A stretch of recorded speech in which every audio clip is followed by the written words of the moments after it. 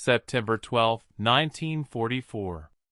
The relentless Pacific sun had already begun to assert its formidable presence by 0800 hours when Major Robert Cowboy Stout expertly maneuvered himself into the confines of his F-6F Hellcat's cockpit, poised on the deck of the formidable USS Hornet.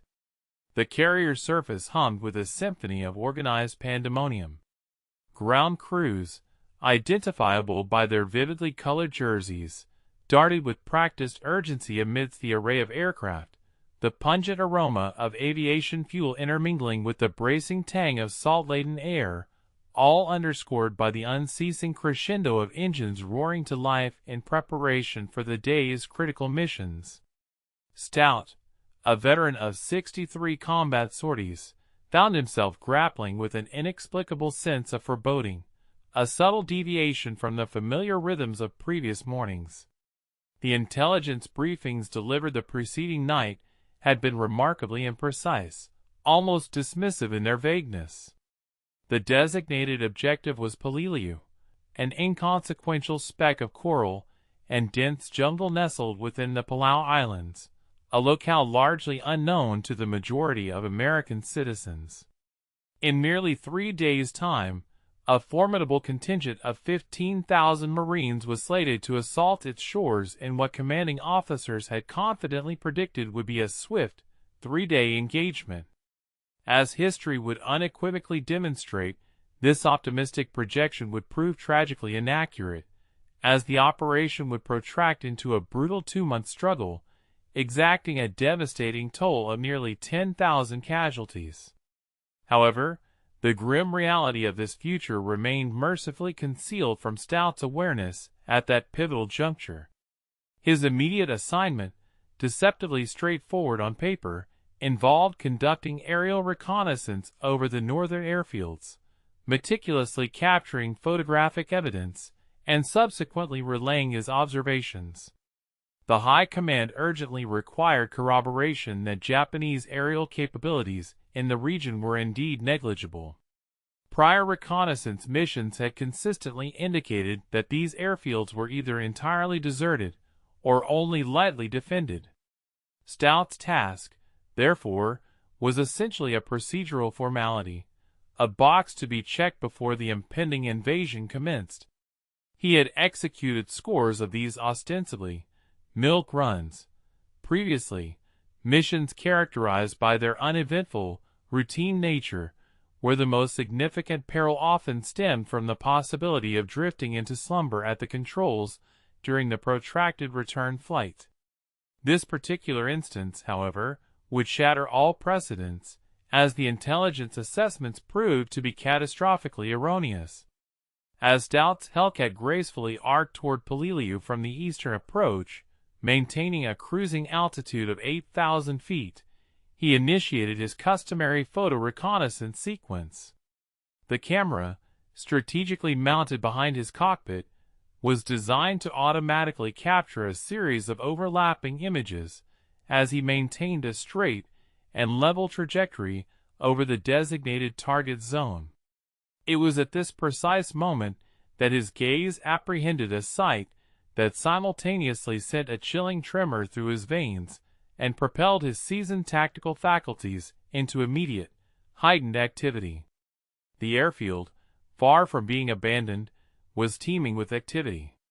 Rows upon rows of Japanese aircraft were meticulously arranged, wingtip to wingtip, across the tarmac, presenting a spectacle reminiscent of sardines tightly packed within a tin. Mitsubishi A6M0s, those agile interceptors that had once held undisputed aerial supremacy in the early stages of the conflict, Nakajima B-5N torpedo bombers, Aichi D-3A dive bombers, all meticulously fueled, fully armed, and poised to unleash a devastating assault upon the invasion fleet that was, at that very instant, steaming inexorably toward Peleliu. Stout's experienced eye rapidly tallied their numbers. His extensive combat background enabled him to swiftly estimate aircraft density, a minimum of 40 planes, quite possibly more, shrewdly tucked beneath camouflage netting at the periphery of the jungle. This was unequivocally not a token defensive contingent. This constituted a formidable strike group, strategically positioned and ready to launch a calamitous attack on the American vessels lurking just beyond the horizon.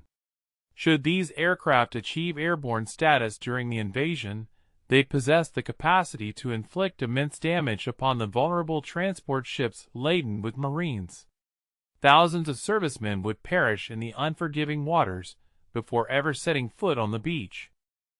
The entirety of the operation risked spiraling into an unmitigated bloodbath, one that would render the harrowing experience of Tarawa seem like a mere training exercise. His radio crackled with the routine check-ins from other aviators operating in the vicinity, their voices maintaining a tone of professional composure. Stout's thumb hovered momentarily over the transmit button. Established protocol mandated that he immediately report this critical discovery, disengage, and allow the fleet to assemble a proper strike package. However, he knew that by the time he completed his return flight, formally submitted a report, and managed to persuade skeptical intelligence officers that they had overlooked an entire operational air base, invaluable hours would have irrevocably slipped away. The Japanese forces would undoubtedly disperse these aircraft, conceal them within fortified revetments, or, even more perilously, launch them against the approaching fleet. At this precise moment, they presented an array of defenseless targets, completely exposed, likely awaiting dawn reconnaissance to confirm the precise location of the invasion fleet before initiating their own devastating attack. Stout executed a second pass, this time descending to a lower altitude of 3,000 feet to gain a more granular perspective. His keen photographer's eye meticulously catalogued every discernible detail, even as his inherent fighter-pilot instincts screamed urgent warnings about the potential presence of anti-aircraft emplacements. The airfield itself stretched along Peleliu's northern coastline, featuring a single runway painstakingly carved from the coral bedrock and surrounding jungle, with expansive dispersal areas fanning out symmetrically on both flanks. What particularly arrested his attention was not solely the sheer number of aircraft, but rather the highly unusual manner in which they were arrayed. Someone on the ground had committed a grievous error, likely driven by the pressing urgency of preparing for their own offensive mission. The planes were parked in astonishingly tight, orderly rows, with barely 15 feet separating each individual aircraft. Standard operational procedure would have dictated their dispersal, concealment beneath natural cover, and protection within fortified revetments. Instead, they presented an almost surreal tableau, resembling aircraft meticulously lined up for a pre-flight inspection at a flight school. Through the transparent expanse of his canopy, Stout could distinctly observe ground crews bustling between the aircraft. Minuscule figures clad in khaki uniforms were engaged in the laborious task of rolling fuel drums, transporting ammunition belts, and diligently performing pre-flight checks. They remained utterly oblivious to the presence of an American fighter circling ominously above them. And why would they not be? Japanese early warning radar systems in this particular sector were, at best, rudimentary, and the occasional single aircraft reconnaissance flight was sufficiently commonplace that it rarely triggered a full-scale alert. The pervasive sense of complacency was almost palpable, even from an altitude of 3,000 feet. These crews, in their unwitting ignorance, believed they held dominion over the skies this morning. They harbored the conviction that time was on their side. Stout's tactical analysis raced at an accelerated pace. He had undergone intensive training in ground attack at Pensacola, dedicating weeks to perfecting strafing runs against target sleds and the painted hulks of decommissioned trucks. The established doctrine was unequivocally straightforward: execute a low and rapid approach, inflict maximum damage upon the target in a single, devastating pass, and then swiftly extricate oneself before ground fire could accurately track the aircraft. However, this doctrine presupposed an engagement with one or perhaps two targets, not an entire operational air base. His Hellcat was armed with 6 formidable .50 caliber machine guns integrated into its wings, 3 per side, each gun meticulously loaded with 400 rounds of ammunition. This provided him with a total of 2,400 rounds. Given the Browning M2's cyclic rate of 750 rounds per minute, he could sustain approximately 12 seconds of continuous, concentrated fire before exhausting his ammunition supply. 12 seconds to annihilate 40 enemy aircraft. The arithmetic, by any conventional measure, simply did not compute. Yet, the more Stout meticulously scrutinized the layout, the more profound his realization became. Conventional thinking was utterly inapplicable in this extraordinary scenario. Those aircraft were not merely parked in close proximity. They were positioned directly adjacent to their vital fuel supplies. He could clearly discern the fuel drum stacked alongside each plane, likely containing high-octane aviation gasoline, awaiting transfer into the aircraft's tanks for the impending morning strike. A single tracer round impacting a fuel drum would instantaneously transform it into an explosive device. One burning aircraft would inevitably propagate fire to its immediate neighbors. The Japanese, through a critical oversight, had inadvertently engineered a colossal chain reaction, primed and waiting to ignite. This operation was not going to be about individually shooting down 40 aircraft. It was about igniting a fuse and allowing the immutable laws of thermodynamics to accomplish the remainder of the destructive work. He quickly verified his fuel gauge, sufficient for the impending strike and the return flight, with a prudent reserve remaining. His ammunition counter indicated full loads across all 6 machine guns. The Hellcat felt reassuringly robust beneath him, highly responsive, and utterly prepared. This aircraft had faithfully carried him through 63 perilous missions. He trusted it with the same profound loyalty one would bestow upon a reliable steed. However, trust, no matter how absolute, could not entirely negate the inherent risks. Below, somewhere within the dense jungle encircling that airfield, Japanese anti-aircraft positions lay in wait.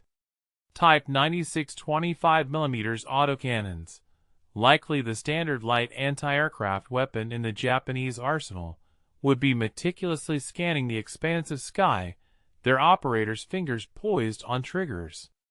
The moment he initiated his first pass, the instant those machine guns began their thunderous roar, every single gun position on that island would converge its fire upon him.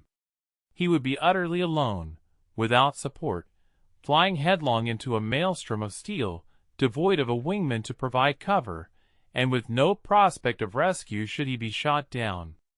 The critical decision point crystallized within Stout's mind with absolute, unyielding clarity.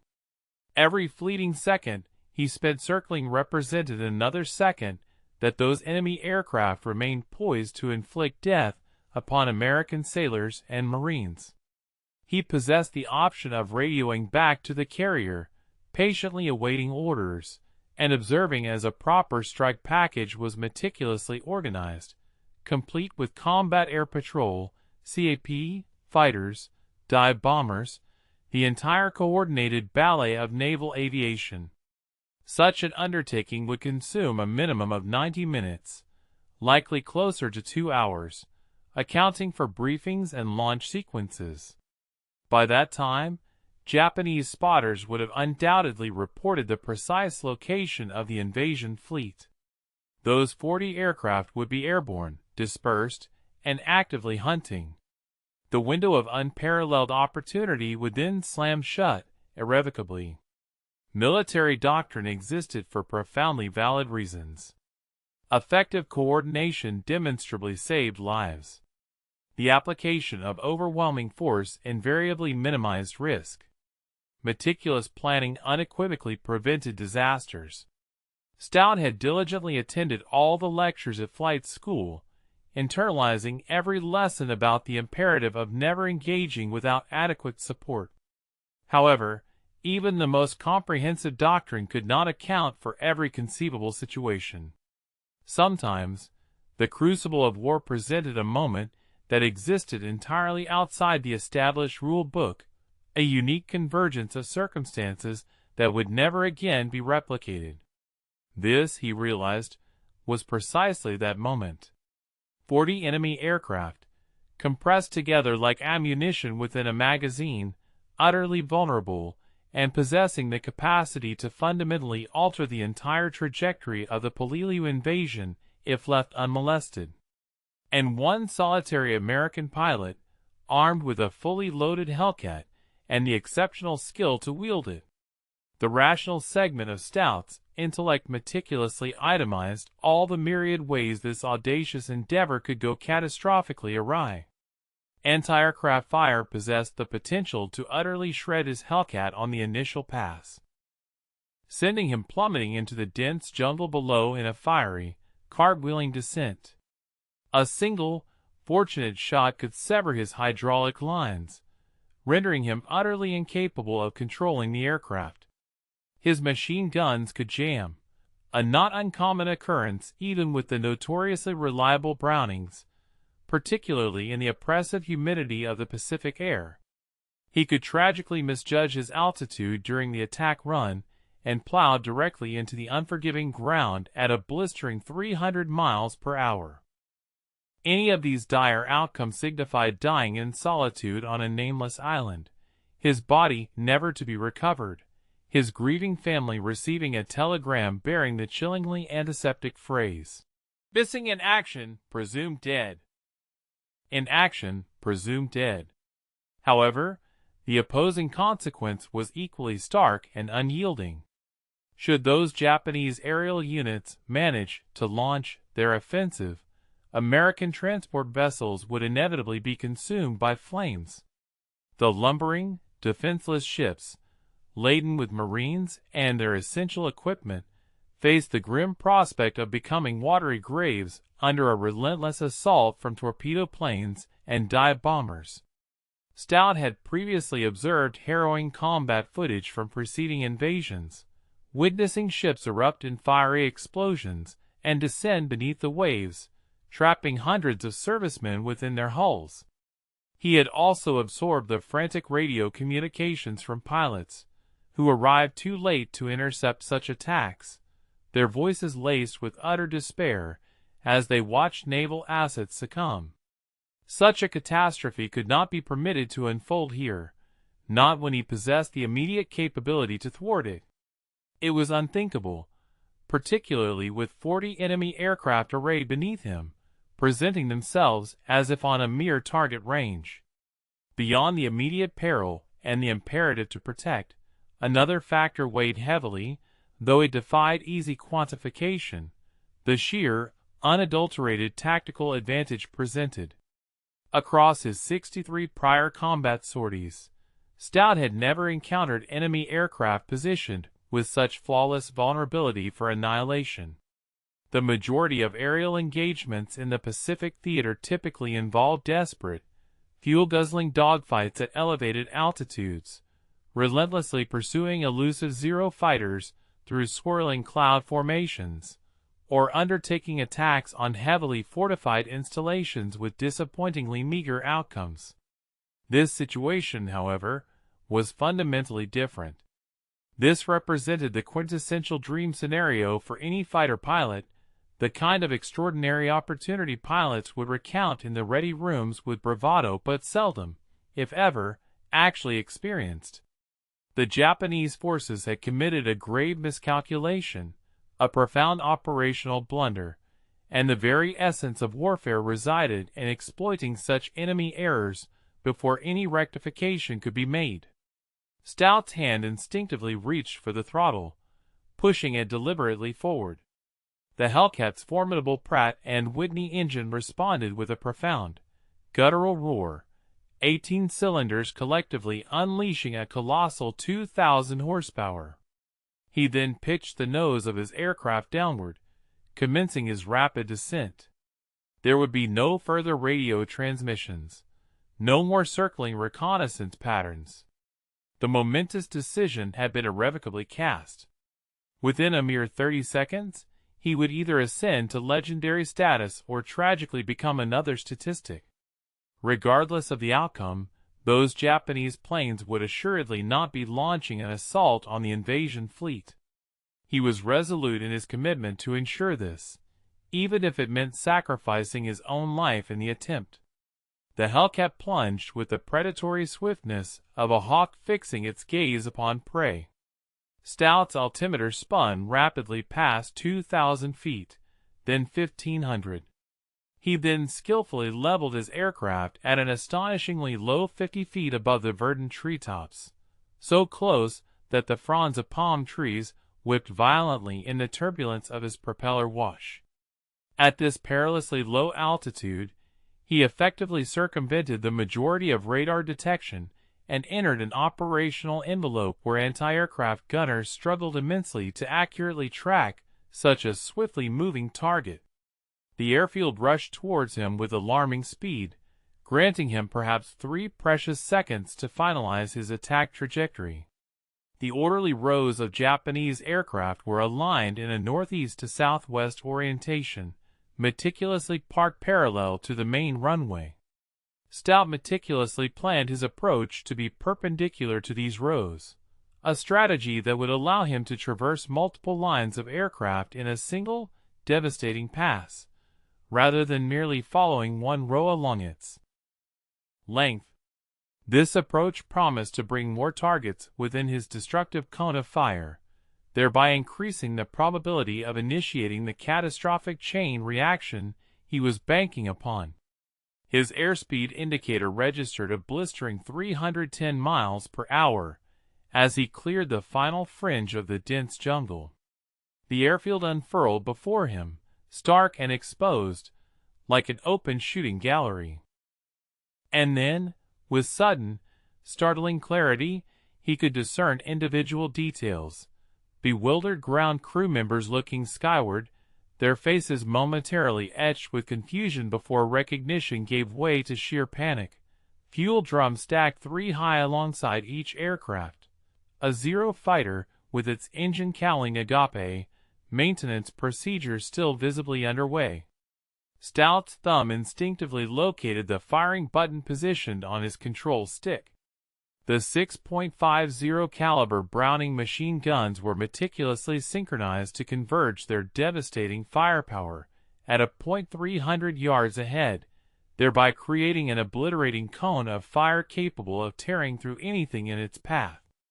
Each weapon discharged a lethal mixture of armor-piercing incendiary rounds interspersed with standard ball ammunition, a combination specifically engineered to puncture aircraft skin and ignite volatile fuel systems with devastating efficacy. He pressed the button. The Hellcat shuddered violently as all 6 guns simultaneously erupted. The resulting sound was akin to tearing canvas, amplified 1,000-fold. Tracers arced forth from his wings in brilliant, incandescent streams, every 5th round glowing a vivid red-hot, enabling pilots to precisely walk their fire onto the intended target.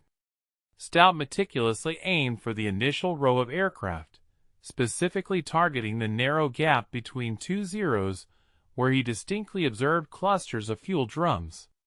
The .50 caliber round sighed across the coral tarmac, kicking up plumes of white dust, then stitched a destructive path into the fuselage of the first Zero. Its metal skin peeled away, with the fragility of tissue paper, under the relentless onslaught. He maintained pressure on the trigger for 2 full seconds, approximately 25 rounds per gun, totaling 150 rounds, then imperceptibly adjusted his aim slightly to the left. The fuel drums detonated, not in a singular, simultaneous explosion, but in a mesmerizing, cascading sequence that appeared almost choreographed. The inaugural drum erupted in a violent orange fireball that instantly propagated to its immediate neighbors. High-octane aviation gasoline does not merely combust. It detonates explosively when atomized and ignited, generating powerful overpressure waves that ripple through the vaporized fuel. The ensuing explosion engulfed the Zero's wing tank, which had likely been fully topped off in anticipation of that morning's scheduled strike. The fighter plane vanished in a secondary, colossal blast that propelled burning fuel across two adjacent aircraft. Stout, however, was already streaking past them, his tracers relentlessly seeking the next row, hammering into the distended fuselage of a Nakajima torpedo bomber. This particular aircraft was notably larger, heavier, and absolutely brimming with fuel, prepared for extended-range strikes against naval vessels. When it spectacularly detonated, the resulting blast was so potent that Stout distinctly felt the shockwave buffet his Hellcat, even as he hurtled past at an astonishing 300 miles per hour. He was now 4 seconds into his attack run, approximately halfway across the sprawling airfield. Behind him, infernos were spreading with terrifying rapidity. The Japanese had parked these aircraft in such close proximity that burning fuel from one easily ignited its neighbors. Aircraft aluminum melts at a temperature of 1,220 degrees Fahrenheit. Avgas, however, combusts at a scorching 2,500 degrees. Wing tanks were rupturing from the intense heat stress even before direct flames touched them, disgorging hundreds of gallons of fuel that instantly flash-ignited. Ground crew members were scrambling frantically in every conceivable direction, some desperately attempting to reach fire suppression equipment, but the vast majority were simply fleeing for their lives. Anti-aircraft positions were beginning to belatedly react, muzzle flashes winking from camouflaged emplacements near the runway, but their fire was largely indiscriminate, tracking the rising smoke and pervasive chaos rather than the Hellcat that had already screamed past their fields of effective fire. Stout maintained his finger on the trigger, hosing a continuous stream of rounds across the third and fourth rows of parked aircraft. A line of Aichi dive bombers absorbed his devastating fire, their thin aluminum skins offering absolutely no protection against the armor-piercing efficacy of the .50 caliber rounds. One of these aircraft still had ordnance loaded beneath its wings. He caught a fleeting glimpse of the bomb slung there in the fraction of a second before his tracers found them. The subsequent explosion was utterly catastrophic. A colossal detonation unleashed a mushroom cloud of dense black smoke that boiled violently upward. Shrapnel from the blast tore through two nearby Zeros like a giant shotgun discharge, instantaneously transforming pristine fighter planes into grotesque, twisted metal sculptures. The shockwave was so immense that debris pattered audibly against Stout's canopy, small fragments of aircraft pinging off the reinforced glass. The entire airfield was rapidly transforming into an absolute hell on Earth. What had commenced as precise, surgical strikes on fuel drums had rapidly escalated into an uncontrollable conflagration. Fire was leaping ferociously from aircraft to aircraft, spreading through expanding pools of burning gasoline that flowed inexorably across the tarmac, following the subtle grade of the runway. Secondary explosions were erupting every few seconds as ammunition cooked off inside the burning aircraft, machine gun rounds for the fighters, 20mm cannon shells, and even some of the smaller bombs that had not yet been loaded. Each successive explosion further fueled the chaos, generating more deadly shrapnel, more widespread fires, and more pervasive destruction. The smoke was now ascending in thick, towering black columns, the kind of ominous plume that would be unmistakably visible from the distant carrier task force, some 50 miles away. Ground crew members, who had been diligently performing maintenance, were now tragically trapped between the raging inferno of burning aircraft and the dense jungle. Stout caught fleeting glimpses of them in his peripheral vision as he roared past, men desperately diving into drainage ditches, others futilely beating at the flames with their jackets in a doomed effort to salvage aircraft that were already irrevocably lost. A fuel truck, which had been servicing the bombers, absorbed a burst of his fire and exploded with sufficient force to flip onto its side, its cargo of high-octane fuel adding another 1,000 gallons to the already raging inferno.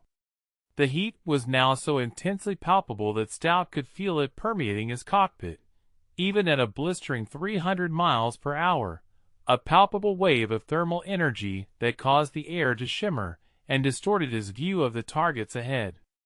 His ammunition counters were rapidly winding down. He had expended approximately half of his total load in that initial, devastating pass, perhaps 1,200 rounds across all 6 guns. However, the destruction was multiplying exponentially, far exceeding anything he could have achieved through gunfire alone.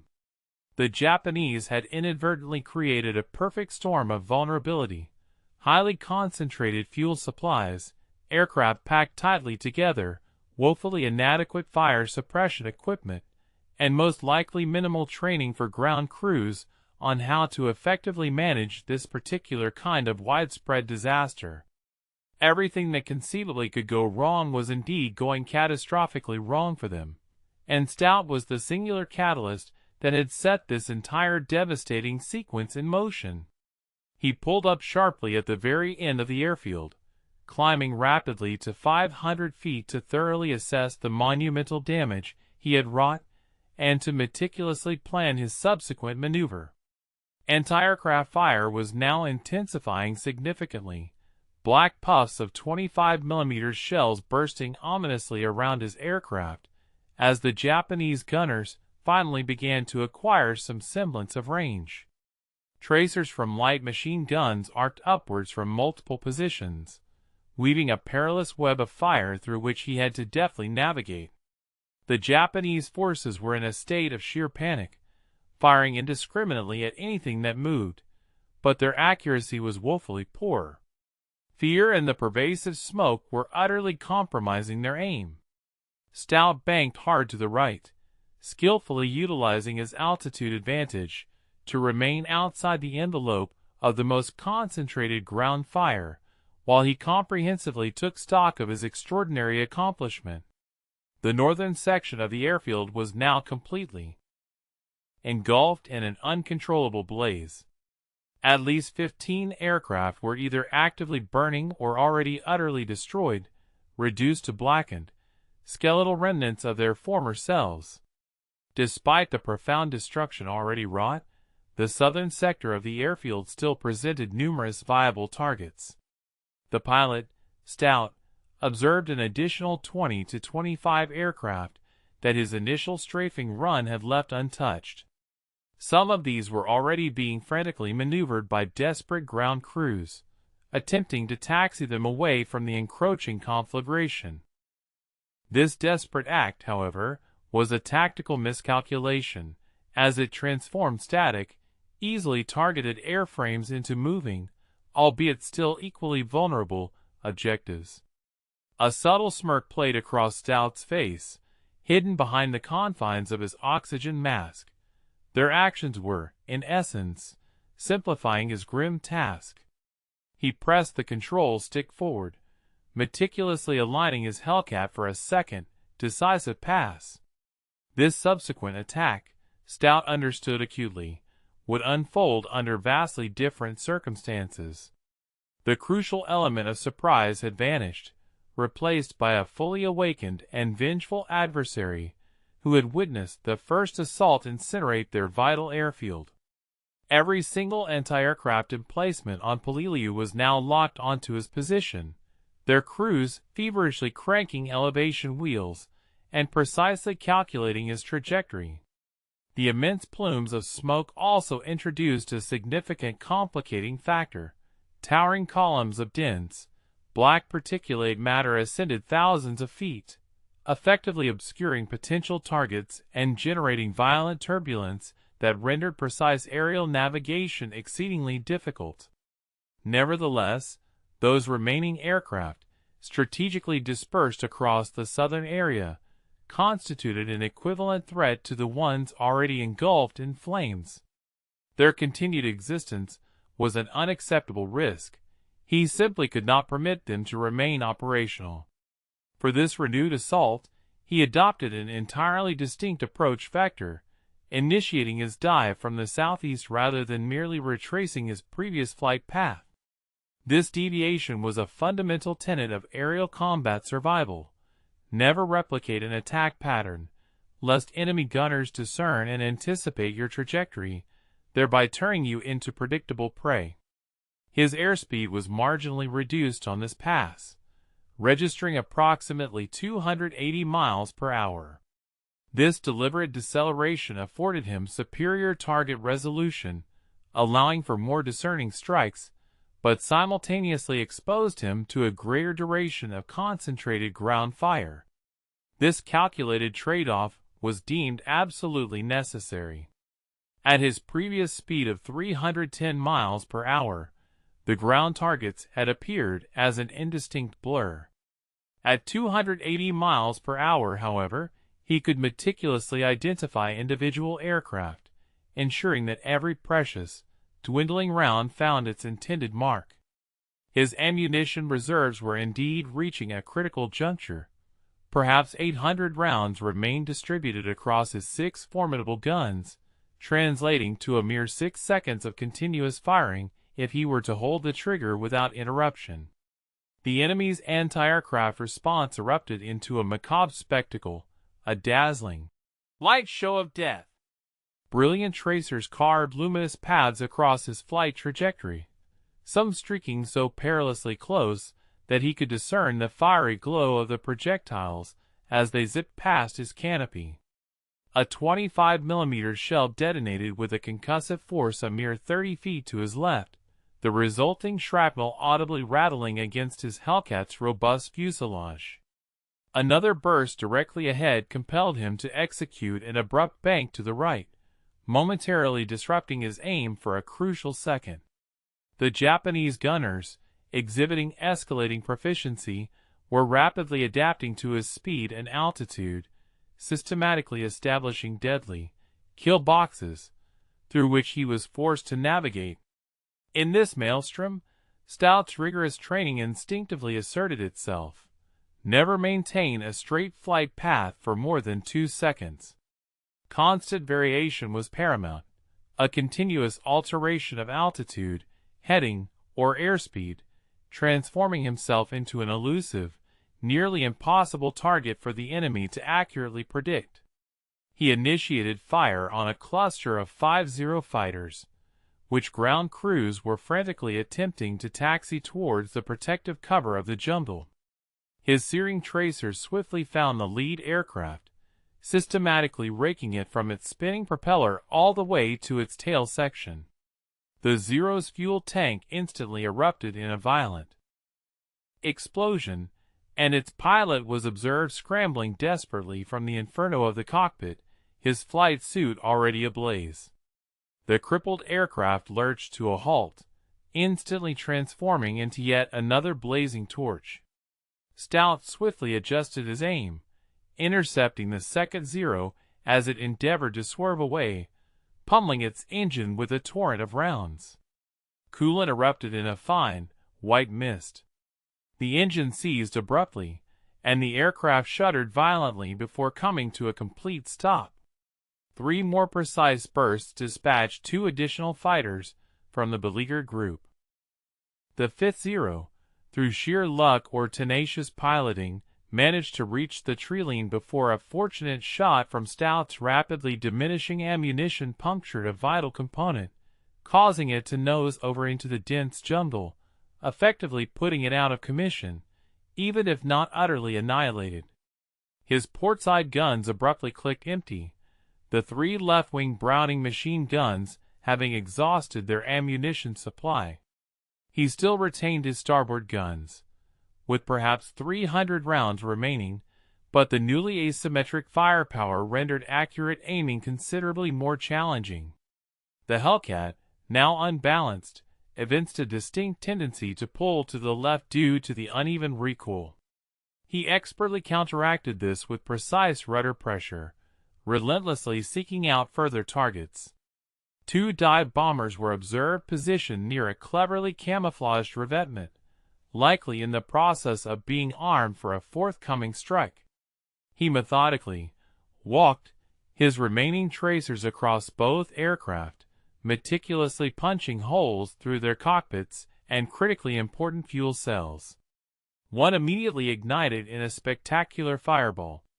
The other merely sat inert, steadily leaking fuel, until the rapidly spreading flames from its burning neighbor reached the accumulating puddle, at which point both aircraft detonated simultaneously in a deeply satisfying double explosion. A jarring impact suddenly slammed into his Hellcat's tail section. It was a solid hit, causing the entire aircraft to shudder violently. Stout's gaze instantly darted to his instrument panel, meticulously scanning for any ominous red warning lights or plummeting gauge needles. Mercifully, oil pressure remained steady. The hydraulic systems registered as nominal, and all control surfaces continued to respond without issue. Whatever projectile had struck him had evidently not severed any critical components, but it served as a stark and visceral reminder that his extraordinary luck could not endure indefinitely. Every passing second he lingered above this hostile airfield incrementally amplified the probability that a Japanese gunner would achieve a fortunate hit, placing a shell somewhere his resilient Hellcat simply could not absorb. He squeezed off his final burst of fire at a fuel truck positioned near the runway, witnessing its immediate explosion into a roaring inferno, then executed a sharp pull-up and headed purposefully towards the vast expanse of the open ocean. His starboard guns, too, were now completely dry. All 2,400 rounds had been expended in approximately 15 seconds of actual trigger time, meticulously distributed across his 2 devastating passes. Behind him, the vital airfield at Peleliu was in its death throes. Stout risked a single, backward glance over his shoulder as he ascended to a more secure altitude, and the spectacle that greeted him was almost surreal in its utter completeness. The entirety of the northern section of the base was an unholy inferno. Colossal columns of dense black smoke merged seamlessly into a singular, gargantuan pillar that spiraled upwards more than 10,000 feet into the pristine tropical sky. The southern section was scarcely any better. Virtually every aircraft he had targeted during his second pass was either actively burning or rendered completely inoperable, their own smoke contributing to the truly apocalyptic panorama. From a distance of 5 miles, the intense heat shimmer was distinctly visible, distorting the air above the runway like a spectral mirage.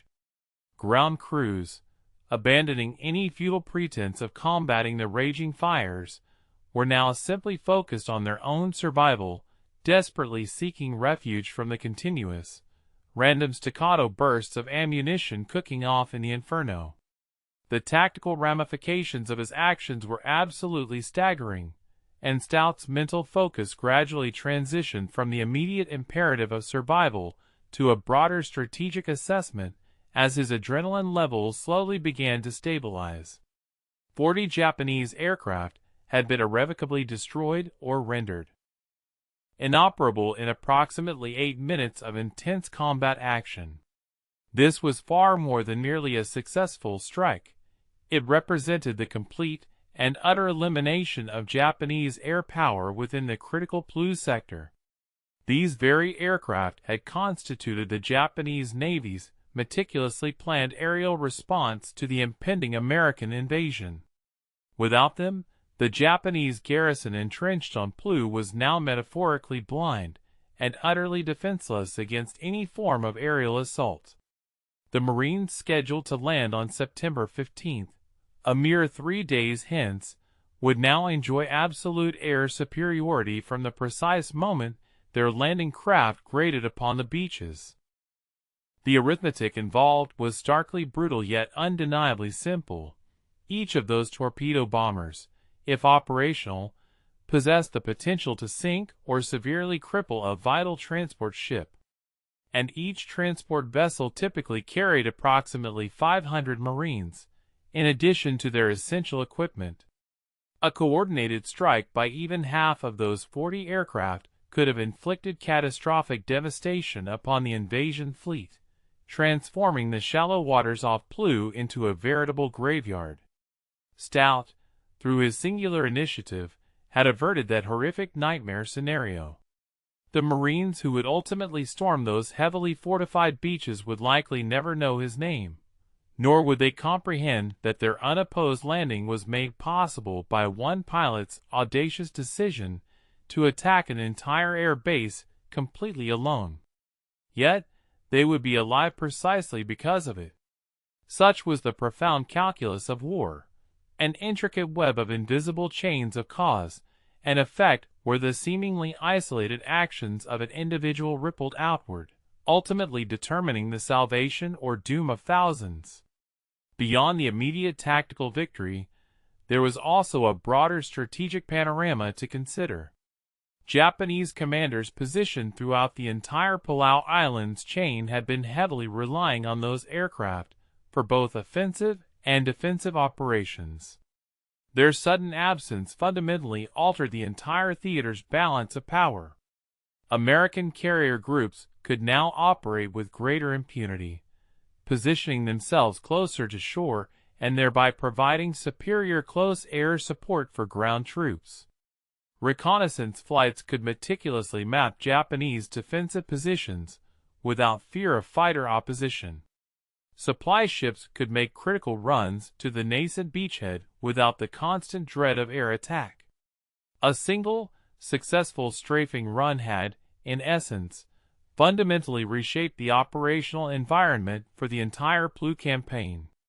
However, Stout also possessed the clear-eyed realism of a seasoned combat veteran, understanding implicitly that Peleliu was still destined to be an absolute hellscape for the Marines who would eventually land there.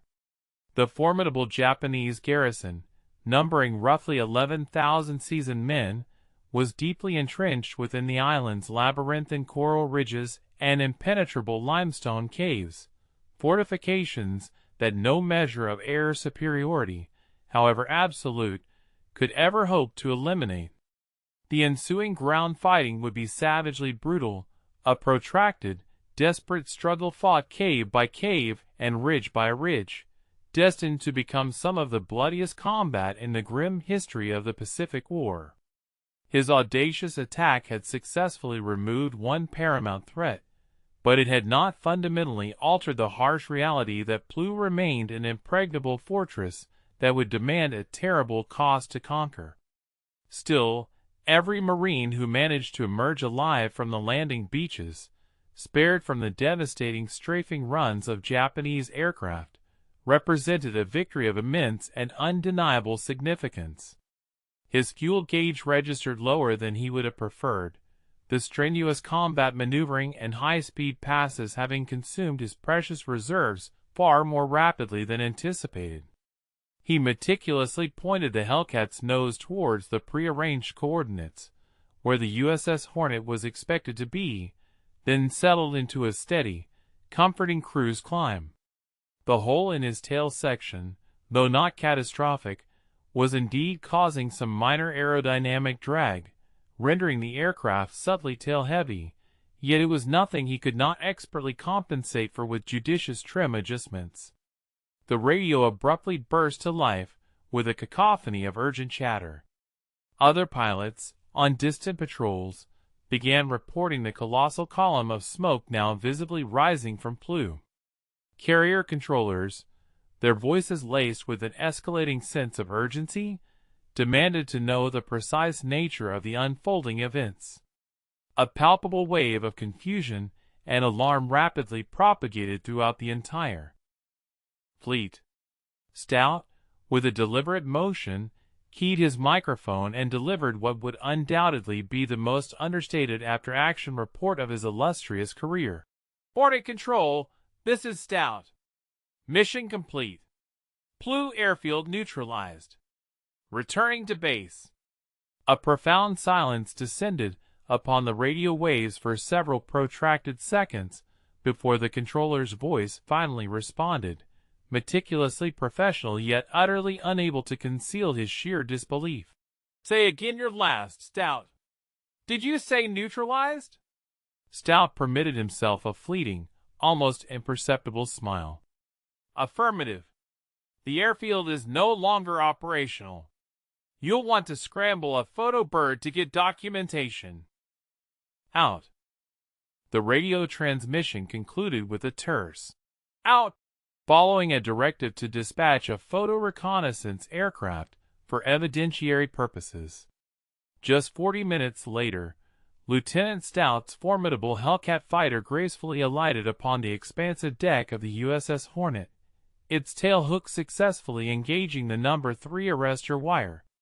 The sudden, violent deceleration jolted his frame sharply against the restraining harness straps. Immediately, a flurry of deck crew members converged upon the damaged aircraft, their expressions quickly shifting to wide-eyed astonishment as they surveyed the extent of the destruction. The Hellcat's entire tail section was perforated with innumerable shrapnel holes.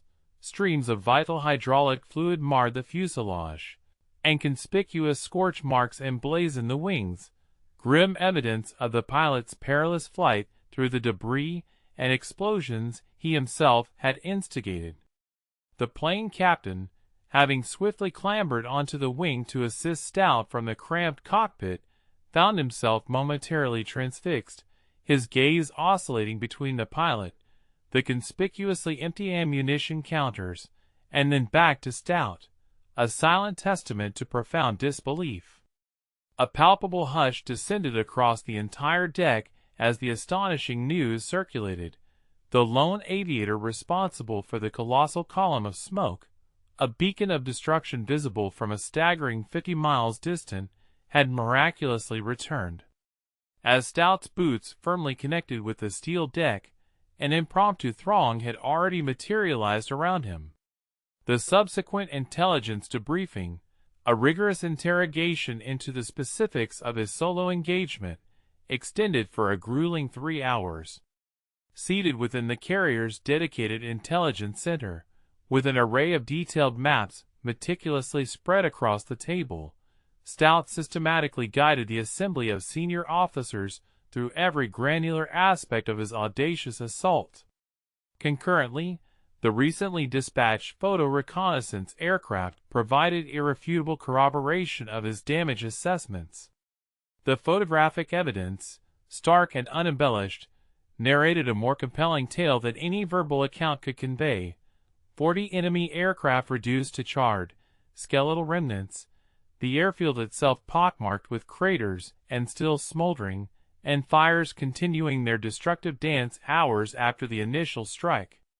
The intelligence officers, grappling with a profound sense of incredulity, persistently rephrased the same core inquiries, as if struggling to reconcile the monumental achievement with the fact that a single pilot had wrought such devastation unaccompanied. "How many attack runs did you execute?" they pressed. "Only 2. Stout responded with unwavering calm. "What was your ammunition expenditure?" "Every round," he confirmed. "Did you sustain any hits?" "Yes, but nothing deemed critical." "Were you accompanied by wingmen?" "No," came the concise reply. Eventually, the barrage of questions subsided, yielding to a profound silence that resonated with a peculiar blend of reverent awe and lingering disbelief.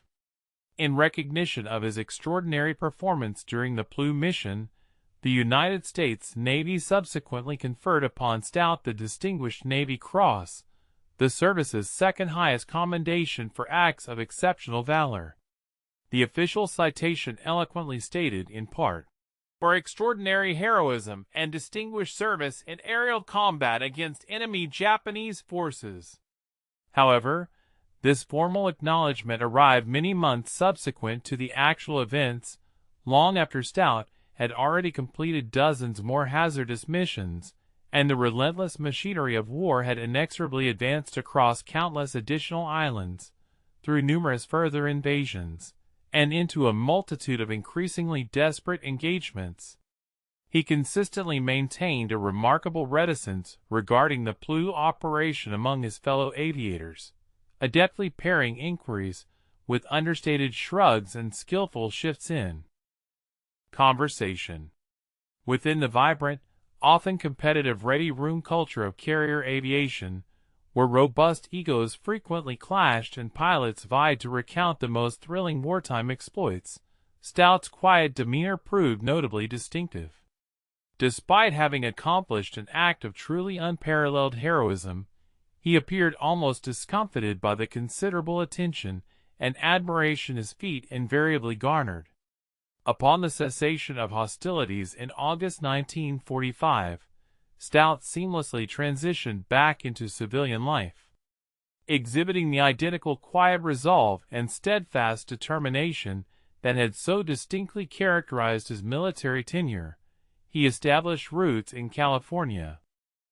There, he embarked upon a career within the burgeoning aerospace industry during the post-war economic boom, diligently raised a family, and cultivated an existence that, from any external vantage point, appeared utterly unremarkable.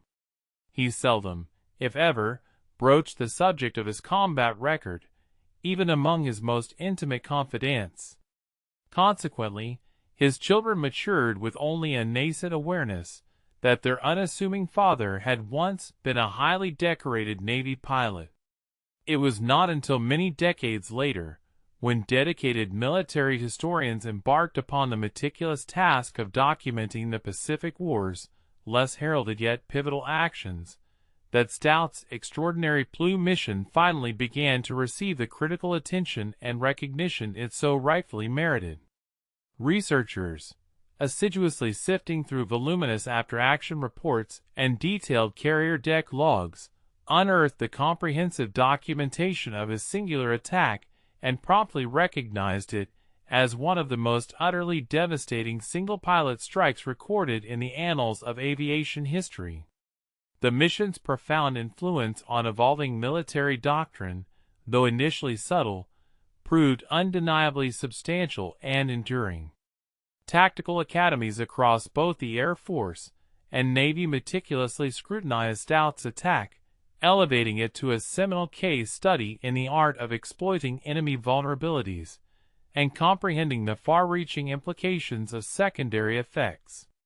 The strategic imperative of targeting concentrated enemy assets to precipitate cascading failures consequently became a foundational cornerstone of modern ground attack methodologies. His resolute willingness to act with decisive swiftness when confronted with a fleeting opportunity, even when such action ventured beyond the explicit parameters of his initial orders, emerged as a paramount example of the crucial initiative that contemporary militaries earnestly endeavored to cultivate within their officer corps. Ultimately, the mission unequivocally demonstrated that, under the confluence of propitious circumstances, a single pilot endowed with exceptional skill, profound courage, and a modicum of serendipity possessed the capacity to fundamentally alter the trajectory of an entire battle. Stout departed this life in 1989 at the venerable age of 73, having lived to witness the conclusion of the protracted Cold War and the widespread adoption of the very military tactics he had so instrumentally pioneered. His obituary, published in the local newspaper, did acknowledge his distinguished Navy service, yet relegated it to a mere solitary paragraph, opting instead to primarily focus on his successful civilian career and devoted family life. The vast majority of individuals who gathered to pay their final respects at his funeral remained entirely unaware that the quiet, unassuming man they had known had, in a mere 8 minutes of intense violence over a largely forgotten island in the Pacific, single-handedly obliterated an entire enemy air base. Nevertheless, the United States Marines who courageously stormed Peleliu's beaches on September 15, 1944, and who were spared the horrific fate of being decimated by relentless torpedo bombers and dive bombers, owed their very existence to a critical decision made by one pilot in the fleeting seconds before he plunged his Hellcat into a steep dive, unleashing a torrent of fire upon 40 vulnerable, stationary targets. This, then, represents the enduring legacy that truly resonates, a legacy not to be quantified by the luster of medals or the formality of citations, but rather by the countless thousands of men who were afforded the precious opportunity to return home because Robert, cowboy, stout, with unwavering conviction, determined that certain opportunities present themselves but once, and that some risks, indeed, are profoundly worth embracing.